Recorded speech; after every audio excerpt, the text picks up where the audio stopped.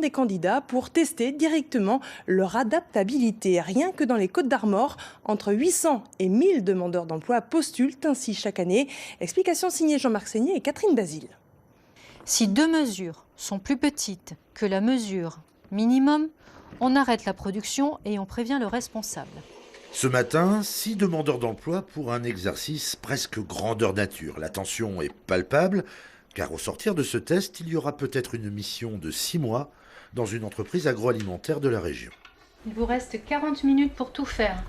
Depuis des années, pour des emplois sans qualification requise, Pôle emploi propose cette alternative de recrutement par simulation.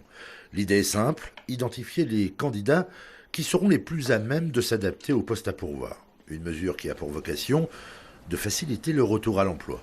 Un demandeur d'emploi qui a un trou dans son CV, une période sans emploi sur son CV, on peut lui poser des questions bien sûr à l'entretien.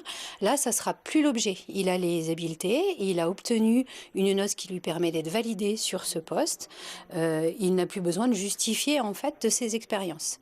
Il va justifier de ses habiletés et de la réussite à une évaluation.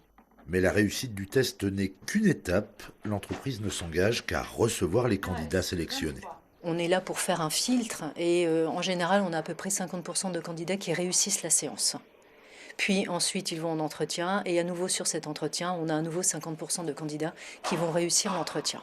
Daniel, 56 ans, sans emploi depuis quelques mois, s'est prêté à l'exercice sans verser dans le trop-plein d'illusions. Je le fais parce que de toute façon, on ne nous proposera rien. Par ici, de toute manière, les entrepreneurs savent bien qu'il arrive des BTS et des ingénieurs par wagon complet. Donc, qu'est-ce qu'ils vont aller s'embêter, même avec des autodidactes? Ça ne les intéresse pas. Il faut regarder les choses en face. Les autodidactes, ils sont foutus à la casse. Dans les prochains jours, 60 emplois seront pourvus via cette simulation, à chaque fois élaborée sur mesure, en fonction des besoins de l'entreprise.